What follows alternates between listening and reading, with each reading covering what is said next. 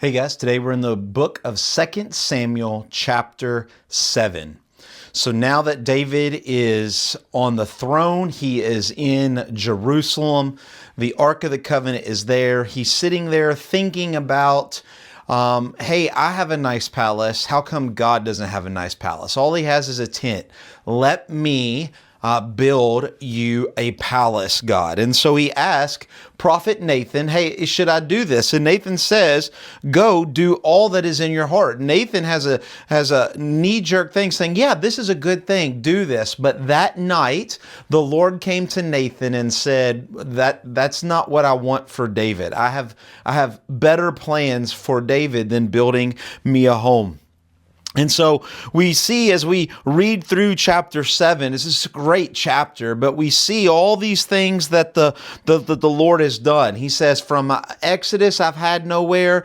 Everything that I've done for all of Israel, I've done out of a tent. A tent is basically okay with me. But we see in verse 10, he says, and I will appoint a place for my people Israel, and I will plant them so that they may dwell in their own place and be disturbed no more.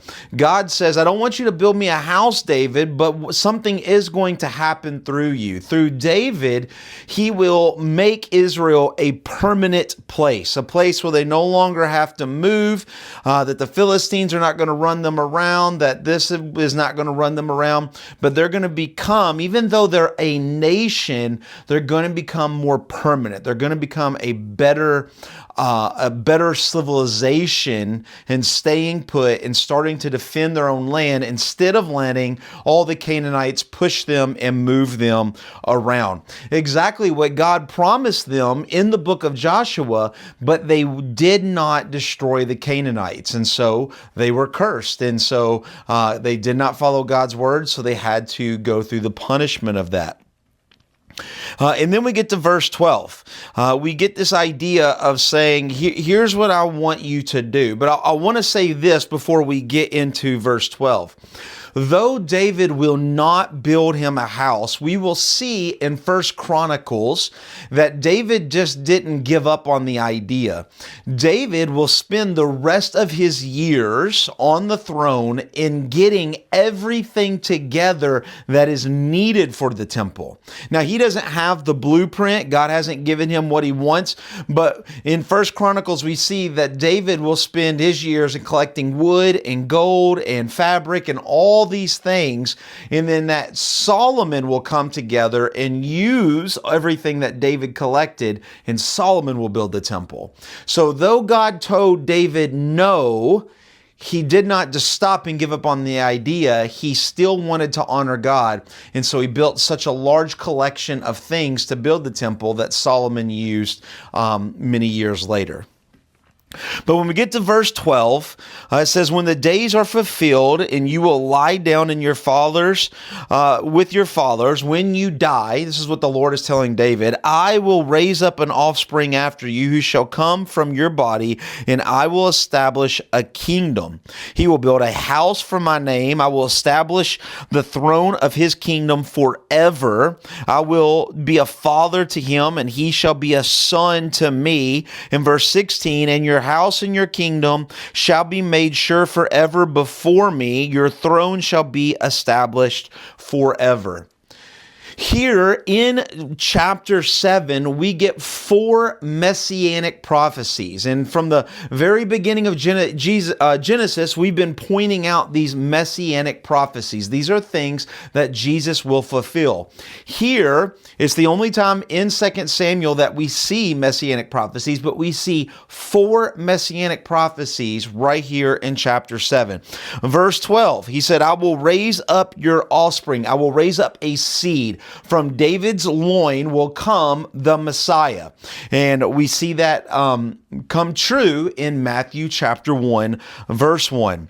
Then again in verse 13, we see the second prophecy. He says, I will establish my throne of his kingdom forever. There will be an everlasting kingdom of the Messiah. Second prophecy. We see this come true, 2 Peter chapter 1, verse 11. In verse 14, he says, and I will be a father to him, and he shall be a son to me. The Messiah will be a son of God. And that's a pretty big in prophecy, right? And so we see this out of Luke chapter 1, verse 32, as well as Romans chapter 1, verses 3 and 4, that the Messiah will be the Son of God. And then lastly, verse 16, the fourth one, and he says that your kingdom will be made sure forever. Your throne will be established forever. Once again, saying that the messianic kingdom will be forever. Luke chapter 3, verse 31, as well as Revelations chapter 22, verse 16. And so here we get these check boxes, as well as all the ones that we've read from the beginning of here's what the Messiah will be. Here is the kingdom that will last forever. He's going to be from David's seed. It's going to last forever. He's going to be a son of God. That's a huge one.